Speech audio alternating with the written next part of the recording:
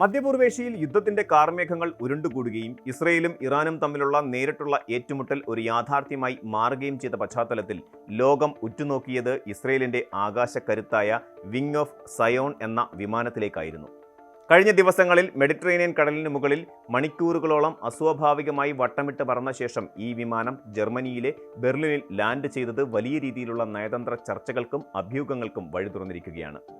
ഇസ്രയേലിന്റെ എയർഫോഴ്സ് 1 എന്ന് വിശേഷിപ്പിക്കപ്പെടുന്ന ഈ വിമാനം എന്തിനാണ് പെട്ടെന്ന് രാജ്യം വിട്ടത് എന്ന ചോദ്യം അന്താരാഷ്ട്ര മാധ്യമങ്ങളിൽ സജീവമാണ്. ജർമ്മൻ ചാൻസലർ ഫ്രീഡ്രിച്ച് മെൻസിന്റെ വക്താവ് വിമാനം ജർമ്മനിയിൽ എത്തിയ വിവരം സ്ഥിരീകരിച്ചതോടെ നിഗൂഢതകൾ വർദ്ധിച്ചു. ഇസ്രയേലിനുള്ളിലെ പ്രധാന സൈനിക താവളങ്ങൾ ലക്ഷ്യം വെച്ച് ഇറാന്റെ ആക്രമണം ഉണ്ടാകുമെന്ന രഹസ്യാന്വേഷണ വിവരത്തെ തുടർന്ന് വിമാനം സുരക്ഷിതമായ സ്ഥാനത്തേക്ക് മാറ്റിയതാണെന്നാണ് പ്രാഥമിക നിഗമനം. വിമാനം ജർമ്മനിയിലെത്തിയതിന് പിന്നാലെ സോഷ്യൽ മീഡിയയിൽ പ്രചരിച്ച ഏറ്റവും വലിയ ചോദ്യം ഇസ്രയേൽ പ്രധാനമന്ത്രി ബെഞ്ചമിൻ നെതന്യാഹുവിനെ കുറിച്ചായിരുന്നു. യുദ്ധസമാനമായ സാഹചര്യങ്ങളിൽ മുൻപും അദ്ദേഹം വിദേശ രാജ്യങ്ങളിൽ അഭയം തേടിയെന്ന ആരോപണങ്ങൾ നിലവിലുണ്ട്. വിങ് ഓഫ് സയോണിൽ നെതന്യാഹുവും കുടുംബവും ഉണ്ടെന്ന തരത്തിലുള്ള വാർത്തകൾ ടെലിഗ്രാം ചാനലുകളിലും എക്സ് പ്ലാറ്റ്ഫോമുകളിലും കാട്ടുതീ പോലെ പടർന്നു.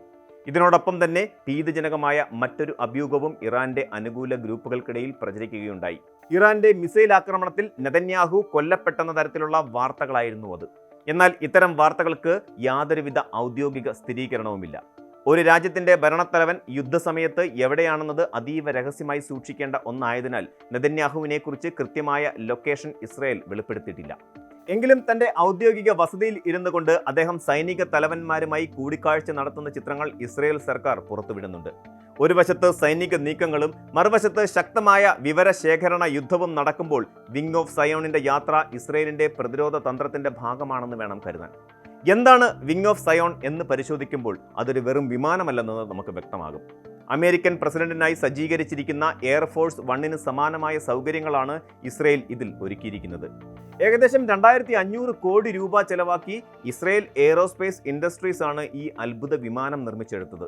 ഒരു പഴയ ബോയിങ് 767-300ER വിമാനം വാങ്ങി പൂർണ്ണമായും ഉടച്ചു വാർത്താണ് വിങ് ഓഫ് സയോൺ രൂപപ്പെടുത്തിയത്.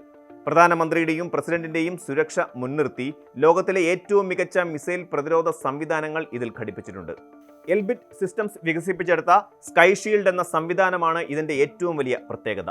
വിമാനത്തിന് നേരെ വരുന്ന ഇൻഫ്രാറെഡ് മിസൈലുകളെ ലേസർ രശ്മികൾ ഉപയോഗിച്ച് വഴിതിരിച്ചു വിടാനോ തകർക്കാനോ ഈ സംവിധാനത്തിന് കഴിയും. ഇതിനു പുറമെ ശത്രുക്കളുടെ റഡാറുകളിൽ നിന്നും ആശയവിനിമയ സംവിധാനങ്ങളിൽ നിന്നും രക്ഷപ്പെടാനുള്ള റാഡോം സാങ്കേതിക വിദ്യയും ഈ വിമാനത്തിലുണ്ട്. സാങ്കേതിക മികവിനൊപ്പം തന്നെ ആഡംബരത്തിന്റെ കാര്യത്തിലും വിങ് ഓഫ് സയോൺ പിന്നിലല്ല. പ്രധാനമന്ത്രിക്ക് ആകാശത്തിരുന്നു കൊണ്ട് തന്നെ രാജ്യം ഭരിക്കാൻ ആവശ്യമായ എല്ലാ സജ്ജീകരണങ്ങളും ഇതിലുണ്ട്. ഒരു അത്യാധുനിക കമാൻഡ് ആൻഡ് കൺട്രോൾ സെന്റർ, ഔദ്യോഗിക മീറ്റിംഗുകൾക്കായി കോൺഫറൻസ് റൂം, കിടപ്പുമുറി, ഷവർ സൗകര്യം, നൂതനമായ അടുക്കള എന്നിവ ഇതിന്റെ ഭാഗമാണ്.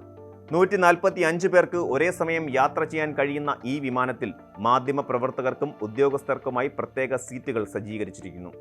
ഇന്ധനം നിറയ്ക്കാതെ തന്നെ തുടർച്ചയായി 11,000 കിലോമീറ്റർ പറക്കാൻ ഈ വിമാനത്തിന് സാധിക്കും. അതായത് ടെൽ അവീവിൽ നിന്ന് പറന്നുയർന്നാൽ ലാൻഡിംഗ് ഇല്ലാതെ തന്നെ വാഷിംഗ്ടണിലോ ബെയ്ജിങ്ങിലോ ബ്രസീലിലോ എത്താൻ വിങ് ഓഫ് സിയോണിന് കരുത്തുണ്ട്. ഇത്രയും വലിയ ദൂരപരിധിയും സുരക്ഷയുമുള്ള വിമാനം ജർമ്മനിയിലേക്ക് മാറ്റിയത് നെവാറ്റീം എയർബേസിനെ ലക്ഷ്യം വെച്ച് ഇറാൻ വലിയ രീതിയിലുള്ള ആക്രമണം ആസൂത്രണം ചെയ്യുന്നുണ്ടെന്ന ബോധ്യത്തിൽ നിന്നാകണം. എന്നാൽ ഈ വിമാനം ഇസ്രയേലിന്റെ രാഷ്ട്രീയ മണ്ഡലത്തിൽ എന്നും ഒരു തർക്ക വിഷയമായിരുന്നു. 2014 പ്രധാനമന്ത്രി ബെഞ്ചമിൻ നെതന്യാഹു ഈ പദ്ധതി പ്രഖ്യാപിച്ചപ്പോൾ തന്നെ വലിയ പ്രതിഷേധങ്ങൾ ഉയർന്നിരുന്നു. ഇസ്രയേൽ പോലെയുള്ള ഒരു ചെറിയ രാജ്യത്തിന് ഇത്രയും വലിയ തുക ചെലവാക്കി ഒരു വിമാനം ആവശ്യമുണ്ടോ എന്നതായിരുന്നു പ്രധാന ചോദ്യം. നിർമ്മാണ വേളയിൽ തന്നെ ഇതിന്റെ ചെലവ് കണക്ക് കൂട്ടിയതിനേക്കാൾ ഇരട്ടിയായി വർദ്ധിച്ചത് പ്രതിപക്ഷത്തിന് വലിയ ആയുധമായി. മുൻ പ്രധാനമന്ത്രി യാർ ലാപിഡ് അധികാരത്തിൽ വന്നപ്പോൾ ഈ വിമാനം വിൽക്കാനോ അതല്ലെങ്കിൽ മ്യൂസിയത്തിലേക്ക് മാറ്റാനോ ആലോചിച്ചിരുന്നു. എന്നാൽ നെതന്യാഹു വീണ്ടും അധികാരത്തിൽ വന്നതോടെ വിങ് ഓഫ് സയോൺ വീണ്ടും പ്രവർത്തനക്ഷമമായി. പ്രതിവർഷം 90 കോടി രൂപയോളം പ്രവർത്തന ചെലവ് വരുന്ന ഈ വിമാനത്തെ ഒരു വെള്ളാന എന്നാണ് വിമർശകർ വിളിക്കുന്നത്. എങ്കിലും നിലവിലെ യുദ്ധ സാഹചര്യത്തിൽ ഇസ്രയേലിന്റെ പരമാധികാരത്തിന്റെ അടയാളമായും സുരക്ഷിതമായ ഒരു കമാൻഡ് സെന്ററായും ഇത് മാറിക്കഴിഞ്ഞു. ഇറാൻ ഇസ്രയേൽ സംഘർഷം മുറുകുന്ന ഘട്ടത്തിൽ വിങ് ഓഫ് സയോണിന്റെ ഓരോ നീക്കവും ലോകരാഷ്ട്രങ്ങൾ നിരീക്ഷിക്കുന്നുണ്ട്. ഇസ്രയേലിന് നേരെ ഉണ്ടായേക്കാവുന്ന വലിയൊരു മിസൈൽ വർഷത്തിൽ നിന്ന് തങ്ങളുടെ ഏറ്റവും വിലപിടിപ്പുള്ള ആസ്തിയെ സംരക്ഷിക്കുക എന്ന ഉദ്ദേശത്തോടെയാവാം ജർമ്മനിയിലേക്ക് ഇതിനെ മാറ്റിയത്.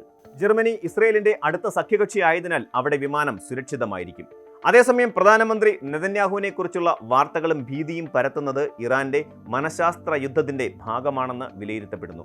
ഒരു നേതാവിന്റെ അസാന്നിധ്യം ജനങ്ങൾക്കിടയിൽ പരിഭ്രാന്തി സൃഷ്ടിക്കുകയും അത് സൈന്യത്തിന്റെ മനോവീര്യത്തെ ബാധിക്കുമെന്നും ശത്രുക്കൾ കണക്കുകൂട്ടുന്നു. ഈ പ്രതിസന്ധികൾക്കിടയിലും വിങ് ഓഫ് സയോൺ എന്ന ആകാശക്കോട്ട ജർമ്മനിയിൽ വിശ്രമിക്കുമ്പോൾ അത് ഇസ്രയേലിന്റെ കരുത്തിന്റെയും അതേസമയം അവർ നേരിടുന്ന കടുത്ത വെല്ലുവിളികളുടെയും പ്രതീകമായി അങ്ങനെ മാറുകയാണ്. ഒരുപക്ഷെ വരും ദിവസങ്ങളിൽ ഈ വിമാനം തിരികെ ഇസ്രയേലിൽ എത്തുമ്പോൾ മാത്രമേ ഇതിന്റെ യാത്രയ്ക്ക് പിന്നിലെ യഥാർത്ഥ രഹസ്യങ്ങൾ പുറത്തു വരികയുള്ളൂ. അതുവരെ അഭ്യൂഹങ്ങളും നിഗൂഢതകളും തുടർന്നുകൊണ്ടേയിരിക്കും. യുദ്ധം വെറും ഭൂമിയിലല്ല, മറിച്ച് ആകാശത്തും സൈബറിടങ്ങളിലും ഒരേപോലെ നടക്കുന്നു എന്നതിന്റെ തെളിവാണ് വിങ് ഓഫ് സയോണിനെ ചുറ്റിയുള്ള ഈ ചർച്ചകൾ.